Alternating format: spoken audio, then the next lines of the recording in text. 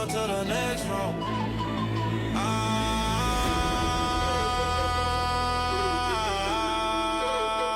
Yeah. Welcome to the next row.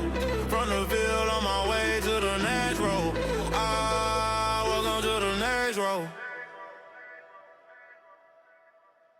Welcome back to Next Row. I'm your host, Vernon Davis, and today we have the great Jerry Rice. Jerry, what's up, baby? Hey, what's going on, VD? How's everything, man? Man, everything going well. Good to have you, man. Good to have you. It's great to be here, man. Yeah, and happy holidays to everybody. Yeah, happy holidays to you as well. Hey, Jerry, before we get into it, I want to ask you a question. Do you know about this Michigan stuff that's going on? Yeah, I heard about it. Yeah, you got any, what is your thoughts? You got any, like, perspective for me on that? What do you think, if anything? You know what, man? God, I've been trying to really figure this out, because you get in a position like that where you are the head coach and you have so much control, and you got to know there are certain things that you can't do. You're supposed to be the leader, you're the head coach, all of that. You're the face of Michigan. And on top of that, too, I think Harbaugh recommended him. And it just, it's like a slap in the face, man. It's like I just can't believe that that he put himself in that position, but not only himself, but his family in that situation. So it's like when you have certain control and you are the face of that organization, you got to represent yourself the right way, professionally. Bottom line. That's it.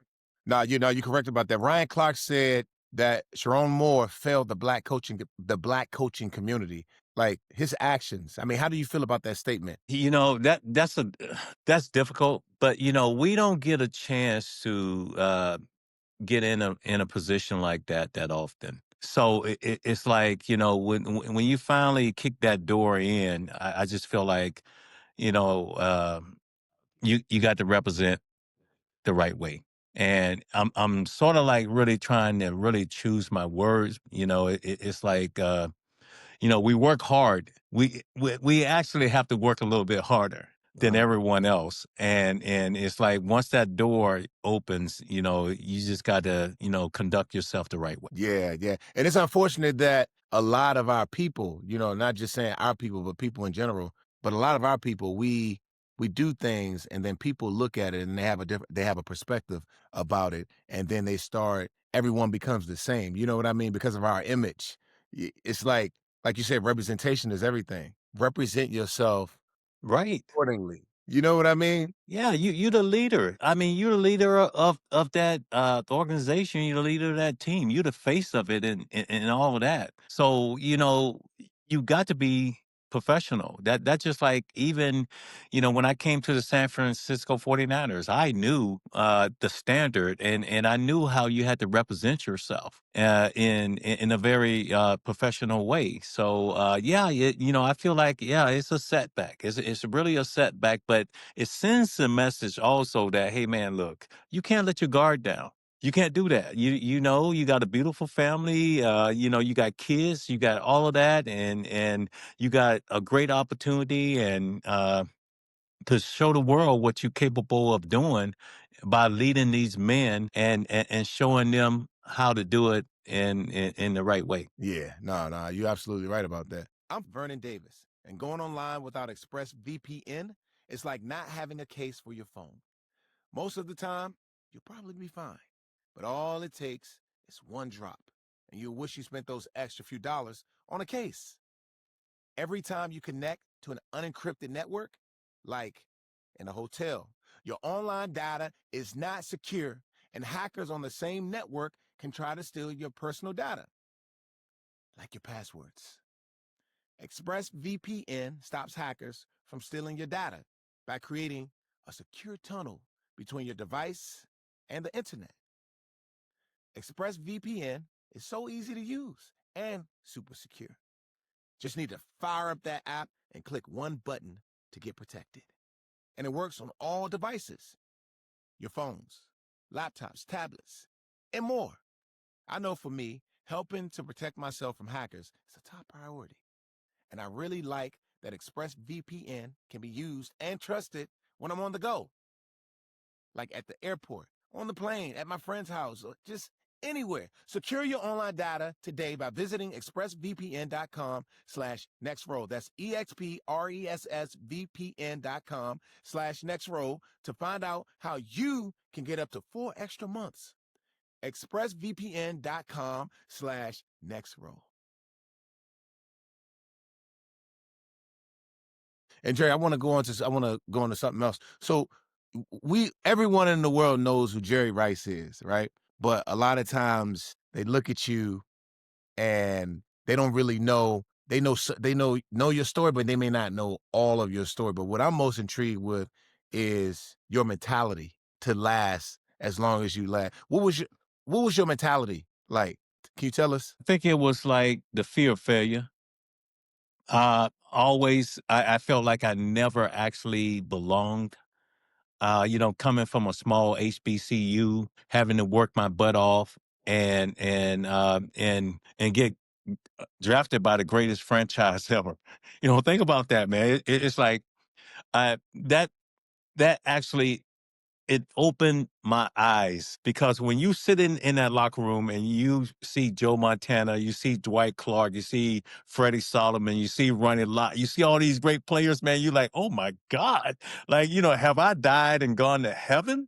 I get a chance to line up with these guys, but it was just that work ethic that just kept pushing me, that drive, never getting complacent.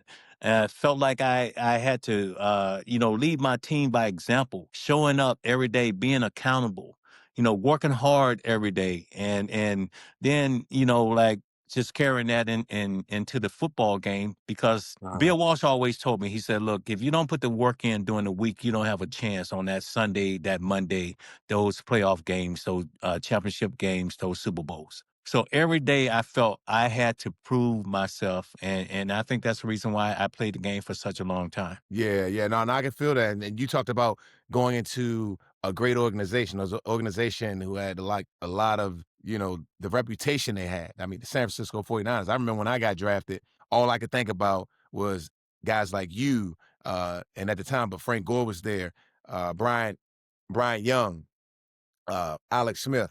Like, I was going into an organization and I had to show up. I had no other choice. If I didn't show up, if I didn't do what I was expected to do, then I probably didn't belong there. You know what I mean? So I had a lot on my shoulders. So I understand what you mean when you say an organization like that. Your last year. What about your last year? I think I remember some of your final years as a football player. You played with Jerry Porter. Jerry Porter's from my neighborhood. So Yeah. and I watched y'all when you guys were in Oakland. But what was your final years like? What was your mentality there? It was still, I felt I had more. I wanted to leave everything on the football field. And even when I went to the Raiders, because with John Gruden, after I had stepped away from the Niners, John Gruden, he called me up. He said, hey, look, do you want to come over and catch over 100 balls and help us? And I said, yeah, because I always wanted to play with Tim Brown, Charles Woodson, Jerry Porter, all of these guys. So I go over to the dark side. I go over there, and it's the same thing. Vernon, every day. Tim Brown looked at me. He thought I was crazy. He could not believe the way I worked every day. But then all of a sudden, other players started doing the same thing. See, that's how you build a championship team. So, they noticed I was still working hard, and I think it might have been like year 16 or something like that, where I didn't have to do it anymore because I had already proven myself. The resume, it was there. I had the stats, the touchdowns, all of that, but still it was that drive of, wanting more, wanting that next ring. And I think that was the thing that kept pushing me towards the end, because at the end, I still had that work ethic and that determination and that fire to just, continue to, just keep building. That's powerful, man. That's powerful. You also played with some amazing quarterbacks, and Niners have an amazing quarterback as well, Brock Purdy. What Niners quarterback does Brock Purdy remind you of?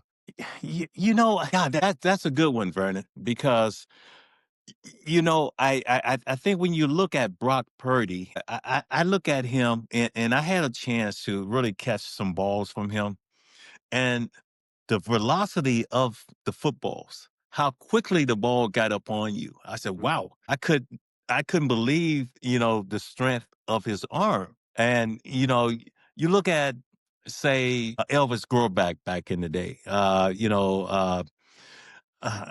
Jeff Garcia, Montana to me was, he was one of those guys that was all about timing.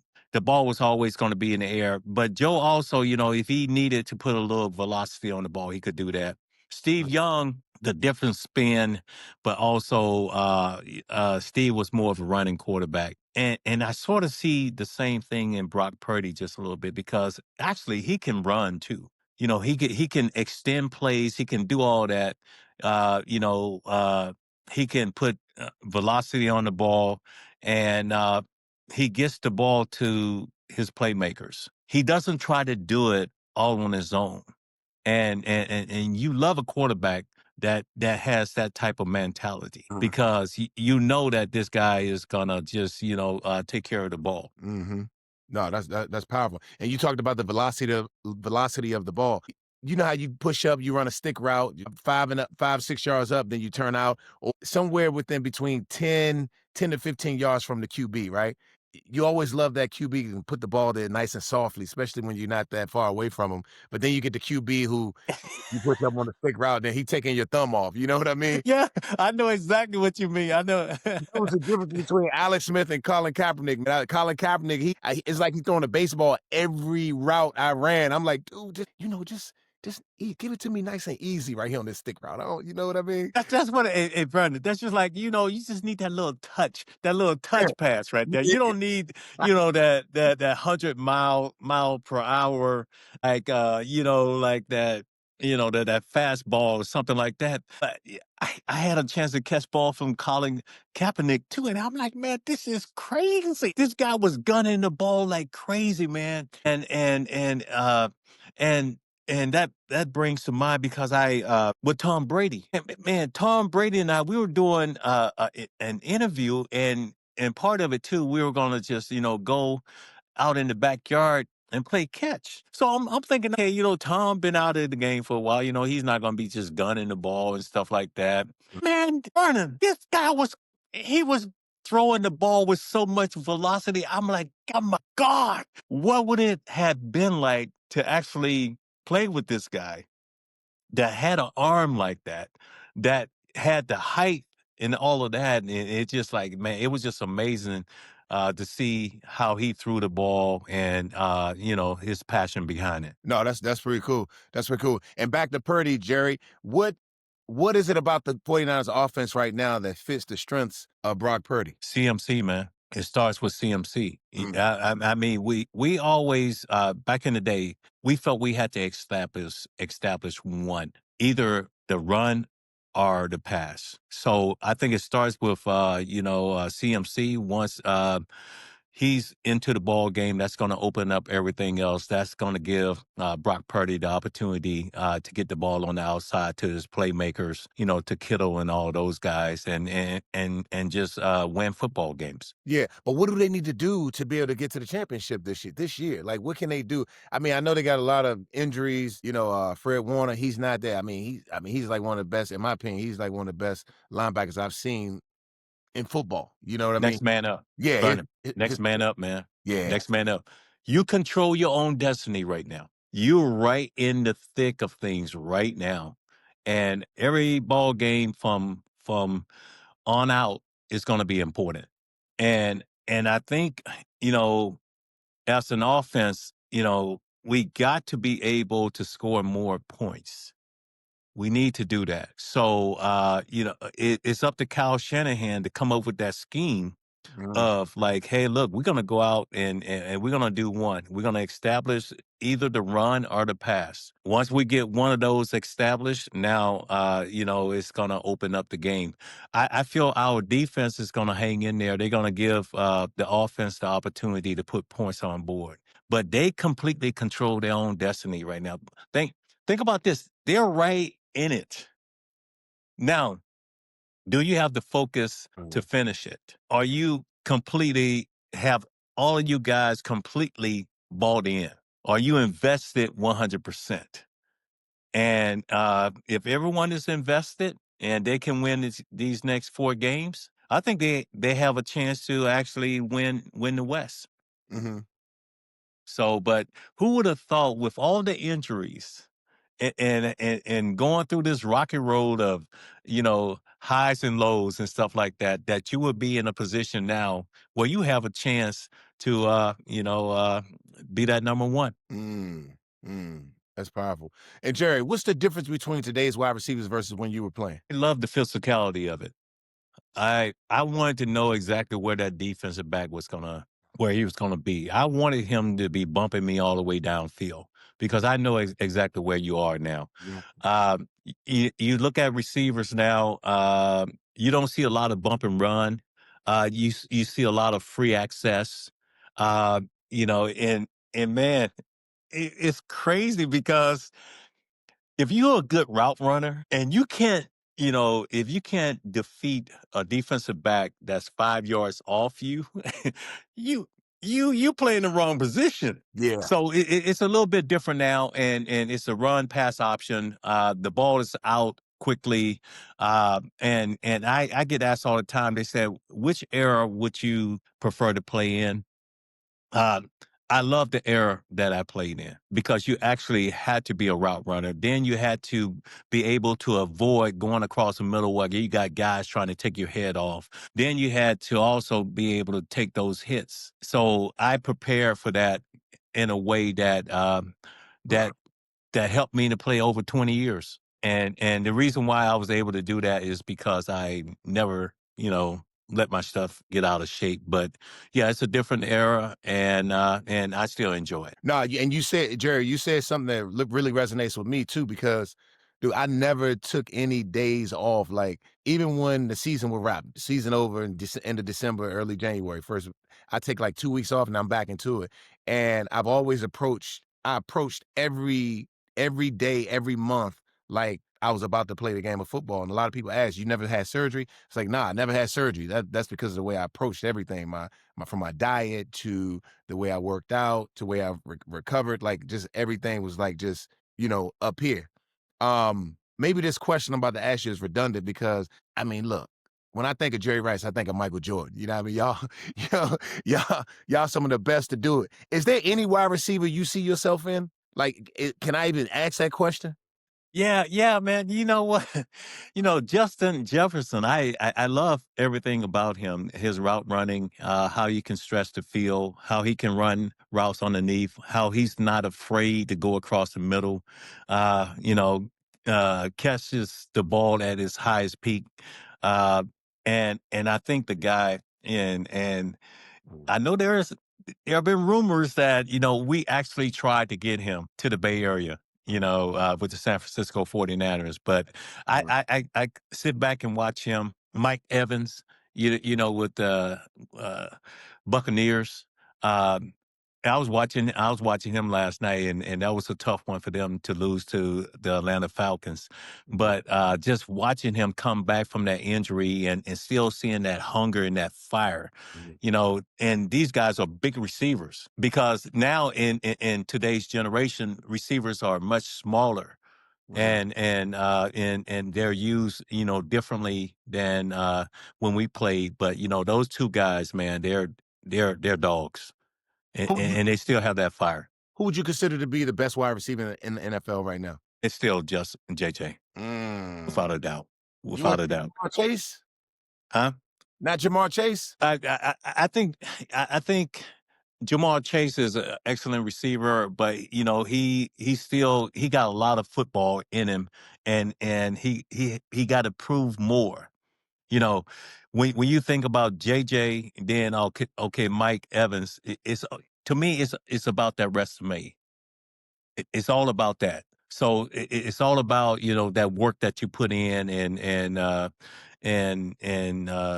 what you have on paper. But Jamal Chase, yeah, he's a playmaker. Where does Stephon Diggs fall in that? in that category. How do you feel about him? I really haven't had that much of a chance to really watch him, but everywhere he goes, he's a impact receiver. He Mhm. does, things to help the quarterback. So I think they're going to be in the hunt. I know that, but I really haven't had a chance to really break him down as a receiver. But he seemed to be really productive. Okay, I take that. I take that. I like that. And I say Stephon Diggs because he went to Maryland. He's a good friend of mine, and he's always been there. Like we have a trainer in Washington D.C. area named Myron Flowers who trained everybody in the Yeah. area from Trayvon So Steph, my brother. You familiar with yeah, him? yeah. So how tall is he? Diggs. I say Diggs is. I would say Diggs is about 5'10", 5'11". Oh, okay, okay. 5'10". Yeah, he about 5'10". I would say 5'10", 5'11". What do you think his weight? He's about one. I would give him like 180, 180, 190. Oh, okay. Because when I see him on television, he looks to be a little bit bigger than that, little bit more compact. Okay. And I think the smaller receivers are built that way. They're more muscular now and a little bit more, so they can handle that physicality of Right. catching the ball underneath and dealing with those linebackers and those guys. Similar to you, Jerry, that kid right there has a great work ethic, man. His work ethic is crazy. I mean, he works. I mean, that's the reason why he's been able to do what he's doing and have the year that he's having right now with the Pats. I mean, the boy works, man. He works. I give him that. Jerry, And yeah. what? No, you gonna say something? No. I wanted to say something about the Patriots. That's a scary team right now. What you got? They're a scary team, man. I think they own the men. I think they own the men, and they're gonna do some great things, during the playoffs. And I really enjoy watching those guys. Mhm. And the Tom Brady era and stuff like that. I think that's yeah, that was great, but they're trying to uh, make a name for themselves. And I think all of those players, when you look at them, they have bought in, man. Yeah. So I'm expecting them to do something really special coming out of the AFC. Yeah, and the defense has done a phenomenal job for him, and no one probably even expected Drake May to come back and do what he's been able to do. I mean, he's been playing some amazing football, man. Just Yeah. he's You're right about that because I've been watching this kid, man, and he doesn't let it go to his head. mm, He's like, you can tell, he's very level-headed and he knows what he wants to do, how he's gonna lead, how he's gonna, who he's gonna get the ball to, just having control like that. And he's a young guy to have that type of control, man. That's impressive. very, very impressive. I give him that too. Now, how do you feel about Phillip Rivers coming back? You, Philip Rivers. It was funny, man, because when I was on social and I was just reading some of the comments and stuff like that. They said, "Well, he looks a little fat." What do you think? Yeah, so he looked a little heavy and stuff like that, but it's a great opportunity for him. Uh, Now, will he be able to take those hits and all of that? We don't know. We have to wait and see. But this could be a great story, or it could be really a bad story. But he decided that he wanted to take this chance, and I'm gonna back him 100%. Because if I had that opportunity of being able to come out of retirement, I probably would do it. Yeah, he inspired me, man. He got me thinking about coming back out of retirement, Jerry. And man, like, yeah, why not? Yeah, man, Phillip Rivers. Hey man, but it's so funny because when you retire and you step away from the game, all of that, you have days where you feel like you can do it. Then it's like also, then all of a sudden it's like you have to slap yourself a little bit. Then you say, nah, Yeah, no. yeah, yeah.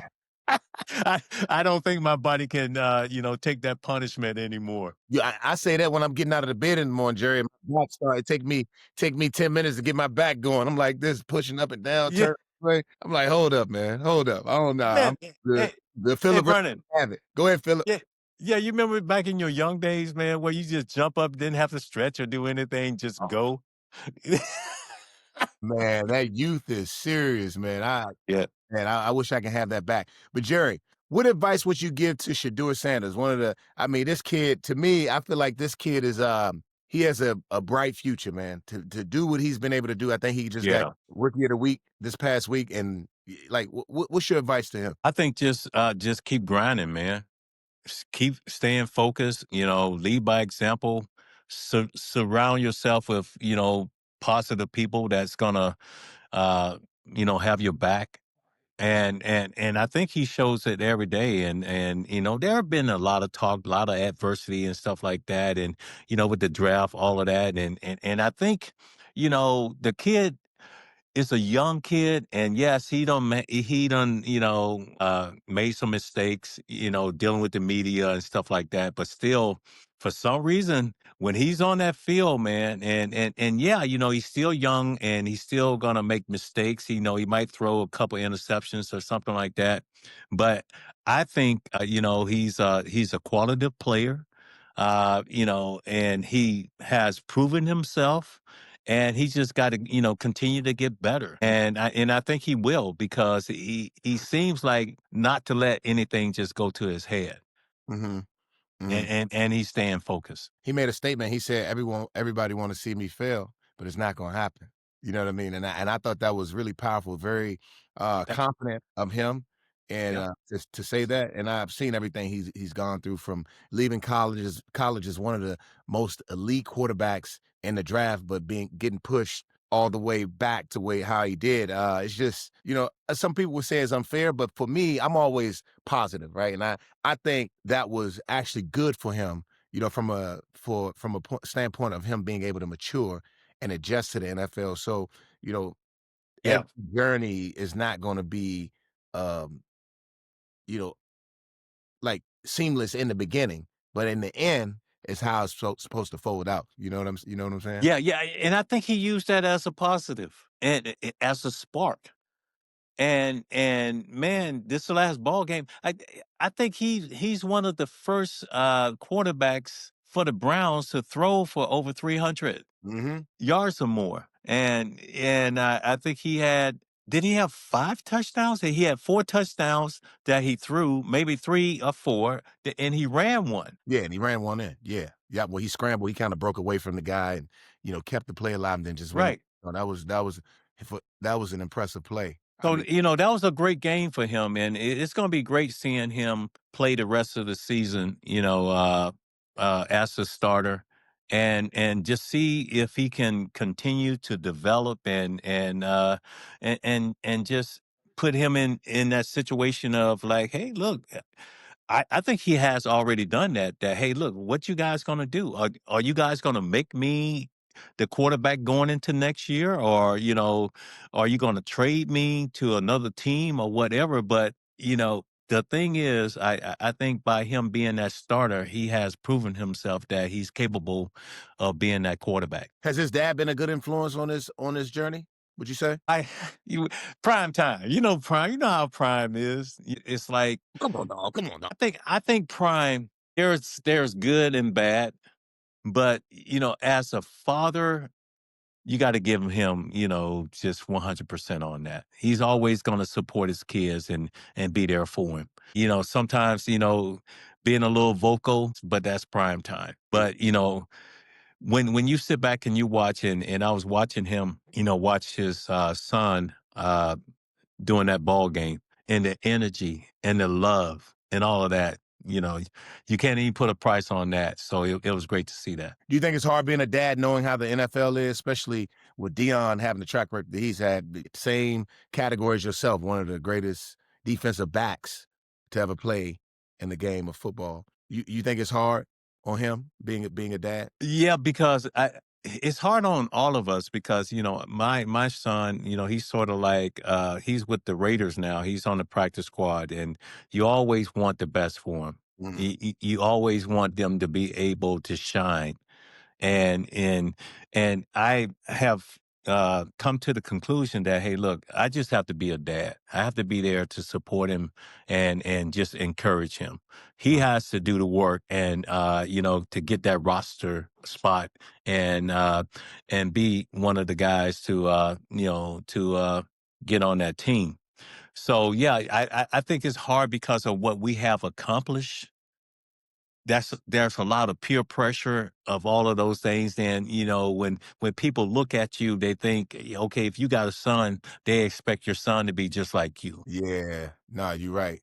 You're right. So it doesn't work that way. And so I focus more on just being a father and just being that parents and being that that uh that foundation to support him when he needs me. Yeah, yeah, and I can feel that too, Jerry. And I'm the same way. I'm gonna say it's hard being a dad because my son is going to Maryland to play linebacker next year. He's his name is Gianni Davis, and I was on the phone with Maryland the other day trying to negotiate his NIL, and they say, hey, we're gonna wait till he gets in training camp, and then we can start talking about the NIL. I'm like, hold up. Gianni, yeah, they gave Gianni 3 stars, but he's really a 4-star kid, right? Have you seen his highlights? He got like 20 minutes worth of highlights from this year. He got all kinds of plays. Y'all gonna tell me you gonna wait till he gets into training camp for you to figure out how much you're gonna give him for his NIL? I'm getting emotional about it. I was like, I know. I can see it. I hear it right now. yeah, let me calm down real quick. Come on, man. His brother was a first round draft pick. His dad was a first round draft pick. What you talking about? I know. You know, Yeah, I know exactly what you mean, man. It's tough, man. It's tough when you have a son and you want the best, for him.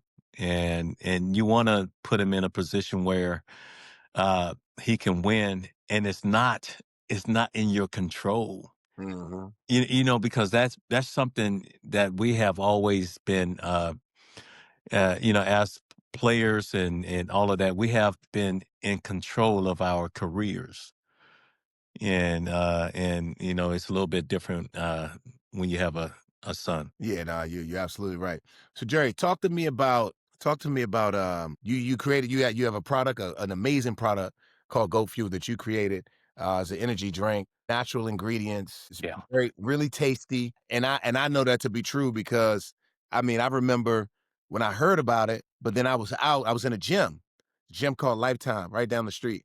And I see Go Fuel, so I go in the refrigerator, grab 2 of them. I'm like, man, this is amazing. Then Yeah. I was like, Jerry, how can I be involved in this? How can I be an investor, man? Tell me about Go Fuel. Well, man, first of all, I want to thank you for being an investor. And, you know, this all got started because my daughter was in LA and her boyfriend, and they were drinking drinks and they were getting the jitters, the crash, all of that. And she knew that, she could, she reached out to me and she said, hey, Dad, have you ever been part of an energy drink? And I said, no, but I was part of Muscle Milk back in the day. And she said, if you were, what would you name it? And just off the top of my head, I said, Go Fuel, the greatest of all time. But not just for athletes. It could be an entrepreneur. It could be a frontline worker. It could be a doctor, lawyer, anyone that's inspired to be great on that given day. So I went back to some old ties and I said, look, I got to have an energy drink that has my core values because people know me and they resonate with me through my conditioning and how I was able to perform on the football field, about what I put in my body. So, we started to sample things and do all of that. And that's how we came up, with all the ingredients. And the thing about Goat Fuel too, it's like with the consumer, if it doesn't taste good, they're not going to go back and buy it. So it had to taste good. And now we have the all natural and we're looking to bring powders also. And my thing is, my daughter is my CEO. I have had that big stage. I have played, in Super Bowls. I have won Super Bowls, all of that. But I want to get this done for her and also for my team. We probably have about 20 employees. We're in like 20,000 stores or more. We have raised over 20 million or more. And I think we getting ready to take off big time. I'm looking forward to it. I got a fantastic team that's working hard on the ground every day. And it starts on the ground because you got to, you know, it's about your team. And Vernon, you know, also that's how you win football games. That's how you win championships. That's how you win Super Bowls. It's all about teamwork. And I feel like I have an exceptional team. And you can go to gofield.com. Shipping is free.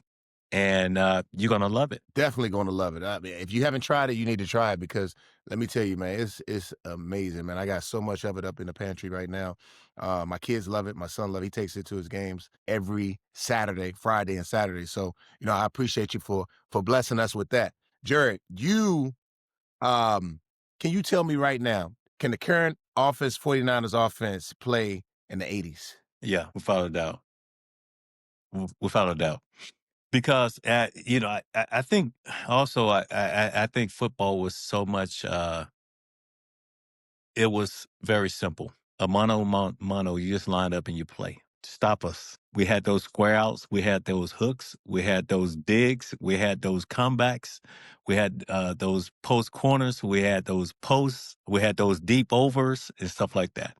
And it was all about timing. It was all about time. The quarterback didn't hold on to the ball. If it was a deep over, it was a five-step drop, hitch, ball gone. The ball was already in the air before you before you made your cut. Crazy, man. That's and a lot of people that don't understand football, or maybe they do understand football, being able to have that ball leave the quarterback's hand and going to the wide receiver, that's called trust.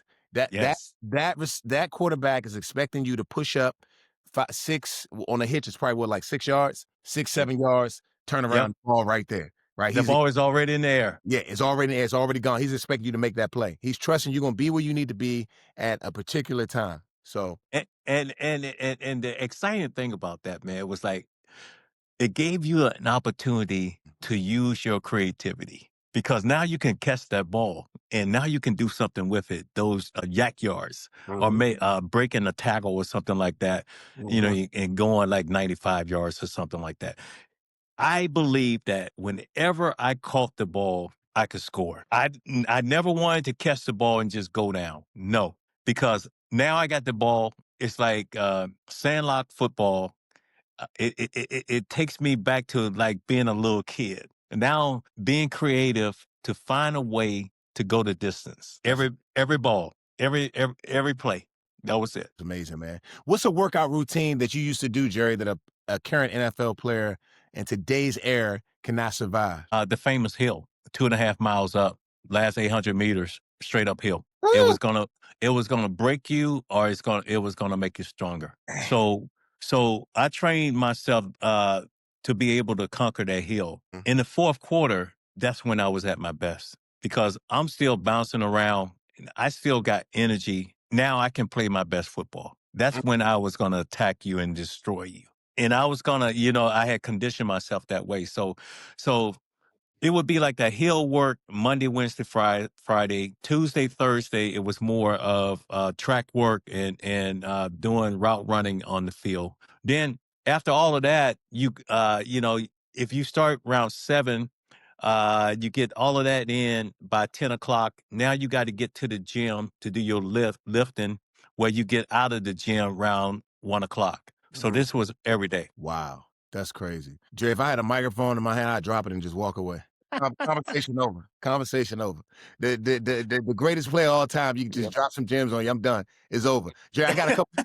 I'll let you go because I know it's time. I can talk to you forever, man. You got a lot of wisdom, nerds, a lot of wisdom, and just everything about you, man, just screams greatness. Even from what you're doing now with Goat Fuel.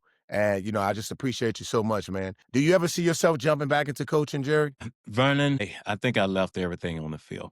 And it would be hard for me to coach because I'm old school. And, you know, with the new millennium, the new guys, they're different now.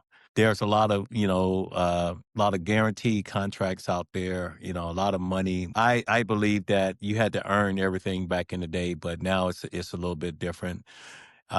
And then with social media, all of that stuff going on, stuff they're doing off the field, because I wanted to be one of the greatest football players to ever play the game. So that was my focus and my commitment. Now, I did some stuff that was off the field too, but I was more about my football. And I think with the new generation now is a combination of everything now. So yeah.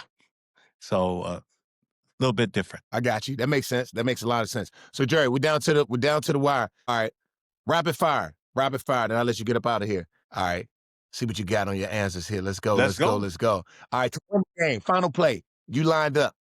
Win the game. Last play. Who would you go up against? Leon or Darryl Green? Both. It doesn't matter. It doesn't matter. I'm going to beat them. No matter what, because I'm going to call my favorite route. My favorite route is going to be the Dino. It's going to be the post, corner, post. I'm taking them both. I'm taking them both. I'm taking Prime and Green. That's what I'm talking about. Who would you pick? The founder of Uber or founder of Airbnb? You said Uber? Yeah, founder of Uber or founder of Airbnb? I would say Uber. I think I know your answer to this next one. Coffee or energy drink? Come on, energy drink. Go Field, baby. Eddie Murphy. Go ahead, Eddie Murphy. Or Richard Pryor? Eddie Murphy. Okay. If you won, you won 3 Super Bowls, but if you didn't win, would you choose $50 million and a Super Bowl or $300 million and no Super Bowl? Oh my God, man, come on now. Are you serious?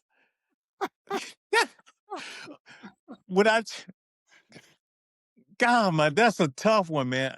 You know what? No. I'm not going to fall for that. You got to have that Super Bowl. You got to have that Super Bowl, man. Huh? You got to have that Super Bowl. For real? Yeah.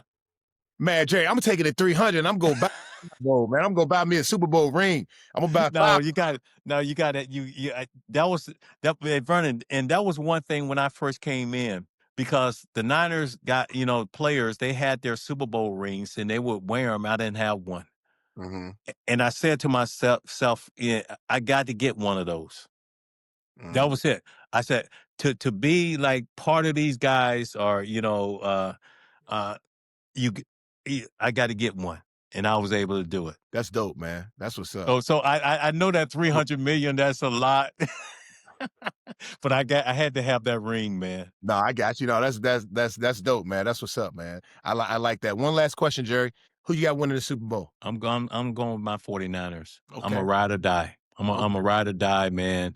And I feel like I said, at the beginning of the interview, they control their own destiny. Hey, look, when you can control your own destiny, and it's up to you guys, and I'm expecting them to, I think the next 4 games, to take them all. That's awesome. Get that first seed, have that bye week, and also it's like win 2 games, then you're in the Super Bowl. That's what's up. That's dope, man. That's what's up. Jerry, man, look, I appreciate you, man. I know you got to go. You're a busy man.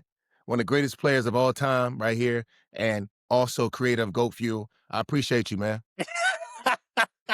Yeah, you see what I'm saying right here, baby? That's it. You get $300 million, you can't do that, Jerry. You can't do that, man. Hey, thanks for having me, man. Yeah, all right. Too, man. All right. Welcome to the next row.